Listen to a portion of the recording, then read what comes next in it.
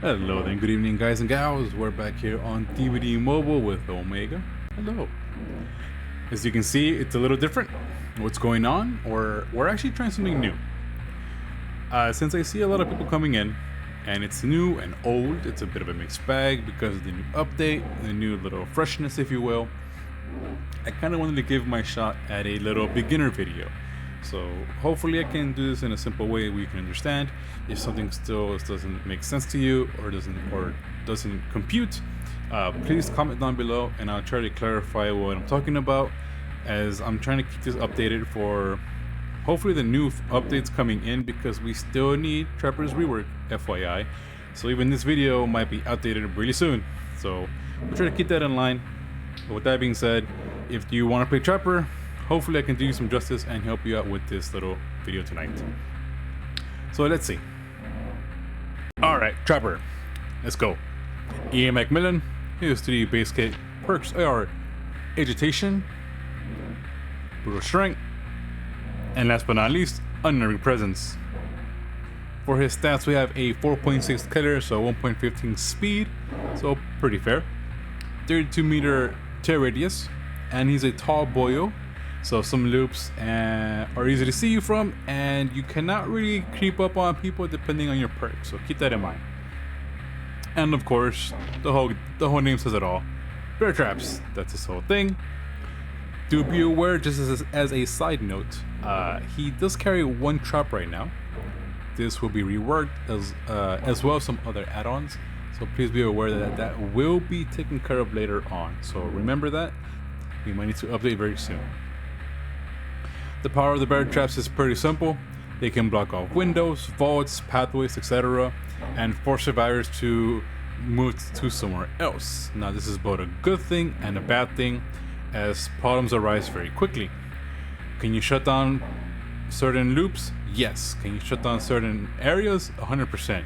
The problem is, once somebody knows what's going on, they can just run away. So it's a bit of a mixed bag if you ask me. But it can be very strong once luck is on your side, because not only does it block off, if somebody gets trapped into it, they get caught. They lose a health state, and depending on your add-ons, a lot of things can happen. Oh, and for the stats, it takes Trapper 2.5 seconds to set up a trap, and a survivor 3.5 seconds to disarm a trap. To roll along over here, we're gonna go through the add-ons really quick. We have the Coil family, which first off is Bloody Coil, which is probably one of the best ones so far. When a healthy survivor disarms a trap, they get hurt. Pretty good free damage as long as they're hurt. It's a win-win for you. Now obviously the downside is the survivors can play not healthy or at 99 with the med kit, so there's some things to circumvent this, but it makes them think a little bit more. So I mean, at least when you first break them, it's not a terrible thing. Also, as a bonus, increases time survivors need to disarm the traps by 20%, so it's still pretty handy. And then the same aspect is to the rest of the coil family. Oily coil 57%, the spring coil 43% or secondary coil, and then the yellow is 28% and the brown is 14%. Now those are a lot weaker for obvious reasons, but the bloody coil is just the best of the best, honestly.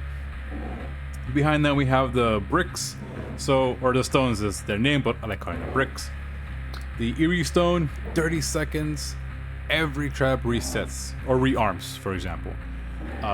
One of the best add-ons, period. It does affect that you play though, for the fact that you can put up a trap and genuinely not care anymore. It'll rearm itself. If it's disarmed, 30 seconds later, it'll probably get turned back on by itself. So pretty damn good. Place and forget. Honestly, what can you wish for? Behind it as well, we have the honing stone, which is probably one of the best surprise ones, because once a survivor is trapped and they release themselves, not only do they waste time doing that whole process, but they also go down. So it's more of like a one-time gimmick, but it's amazing. They go down flat out, no questions asked, and it's free pressure for you. So 100% recommend you keeping that every now and then. And behind it, last but not least, is the wax brick, which is handy but not the greatest at all. RNG 20% decretion for the breakout chance, not amazing, but hey, if you get lucky, trust me, it's happened to me, you can get stuck fixing these things or trying to get out technically for a very long time. To go on there with the next family, you have the fasting tools, setting tools, trap setters, and the gloves. 20% from the gloves, 30% from the setters. Setting tools has 40% in speed up, and same thing on the purple, it's 50%. But the difference is on the purple and green, we have, as you can see, a breakout time increase 25% and a help 13% increase for the green. So if a survivor helps somebody get out of a trap, they take 13% longer. On the fastening, 25% bonus, 50% bonus, 20% longer bonus for the assistance. And then not only does it do that, but it gets a wax break effect of success rate. So this is basically the green with more stats with the wax break. So honestly, if you have a bunch of purples, you might as well use these because it cuts that 2.5 down to 1.75 or 1.8, give or take. So it's really feel good. So don't get used to it. Remember, it is a purple, but any of these are still very nice to help you manage your time. And then next in the family, we have probably one of the best things for him, which is the bag. Remember what I said earlier about the one trap? The stitch bag, you get 2 more and 2 more in your pocket. Amazing. Starting the game with 3 traps, you know, a chef's kiss right there. Also with them, we have the chopper bag, which is 1 extra bag, and you can pick up 2 more. So very nice. And then last but not least, we have the brown bag, which is a 1-1. Start with 1 extra and pick up 1 extra. So all the bags are very strong in their own regard, but obviously the purple is the strongest, especially in general, because right now he kind of needs one basically surgically attached to him. But again, reworks will be coming. Some of these will change. Please keep that in mind. For the next little family, rusted jaws, and if I'm correct, serrated jaws. And these are the ones that conflict me, but I need to double check on the rework. They're basically 2 halves of Sloppy Butcher. One gives you hemorrhage, as you can see, for more bleed out and slash info, which is okay. And then we have the rusted jaws, which gives you mangled, so they take longer to heal. So it is a bit of a slowdown built into the traps. So it's not entirely sad about it, but hey, anything to mess with the survivors and their time is still something that could be nifty. To go on one of the last ones here, we have the tar jar, or I'm sorry, tar bottle. Yeah.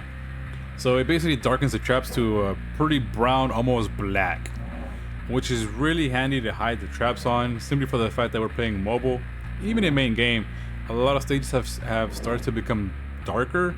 So the fact that your trap isn't like a bright copper piece of metal turns into this super dark, almost dirt blending color. So really nice to have that.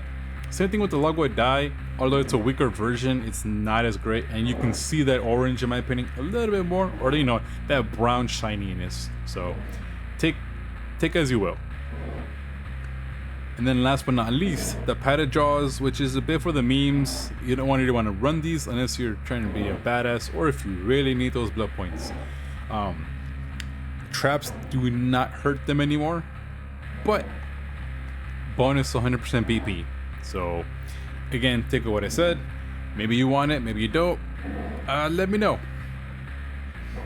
And as for a quick rundown on the perks, I wanted to show you guys 3 builds that I like to use, and they still did change here and there, but I kind of toned it down to be a bit more beginner friendly. So if you just started, you put some BP into Trapper and you have some perks, you can try this build here. Brew of Strength to destroy pallets 20% faster. Mindbreaker, Mindbreaker, Fearmonger, because it's the redo, to inflict blindness and exhaustion for 5 seconds. Very handy for your chase potential to get up on people. Surge, No, it is surge.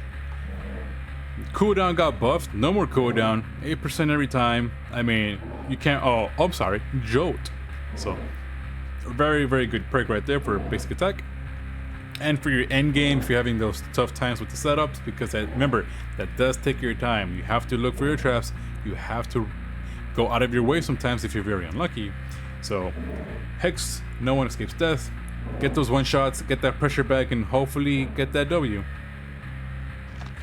If you have a little bit more time invested in the game, and say you put a tiny bit of money in here, you can do something like this, which is Deadlock for slowdown progression from Pinhead, Agitation, which is movement speed up when you are carrying a survivor, Starstruck to inflict expose while you're carrying a survivor for the extra meme, and just to put insult to injury, we have again Noed for that pressure. Now you don't have to run Deadlock. That might be too much because that's another $5 in the game. If you don't want to do Deadlock, Iron Grass is more than okay, or your preferred perk. You could probably do something like if you have Clown Pop, something like that. But some slowdown would be nice unless you're getting really comfortable with Trapper. But again, this can be changed up as well with other perks like Tinker or Bamboozle. But again, obviously your preference. But this is just a little general if you want to have a little bit of fun. Because again, Agitation Starstruck can be pretty mean. And of course, this is if you have Trickster and possibly Pinhead. And then last but not least is one of my favorite builds that I've been running for quite some time. Well, since they re-added Pinhead, excuse me. We have Crypto Intervention from Plague. We have Deadlock for passive slowdown from Pinhead. No one escapes from Trickster. And then we have Save the Best for Last from Michael Myers. Now, what's the whole synergy? We have the top perk for Gen slowdown / get the people closer to you, which is always nice. You want to get that first down as quick as you can. Deadlock, passive slowdown, which you already know. No one escapes death, which is the game extender. Now this can be tagged out for Blood Warden if you're really gutsy, but right now Blood Warden has fallen out of the meta because it's kind of expected. So sadly, that's what's happened. But no way out, if you get all 4 stacks, you can get up to 12 to a minute of extra game time. So be aware of this. And then Trapper is a basic attack killer. Save the Best for Last helps you get those recovery hits a lot faster. So as long as you don't hit your obsession, and by the way, if your obsession gets trapped into one of your traps, instead of basic attacking them, you can just pick them up.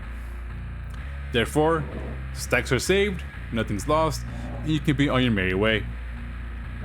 This one is a general perk build. It can be tweaked to your pleasure. Again, right now we're in a kick meta build. Kind of, if you're really good with Trapper, you could try it out. But remember, depends if you want to be that kind of a person or a little mean, you know. But anyway, these are the builds here once again. So a simple one there for the little bit of meme, and for a general perk layout that you want to have an overall decent little spot. If you want more games with these, or if you want to maybe see something else particular in the builds, do comment below if you're still hanging out, and I'll try to answer you back and also answer your questions that you have, by the way, if I've missed something or if I wasn't clear on something here, by the way. So thank you for that.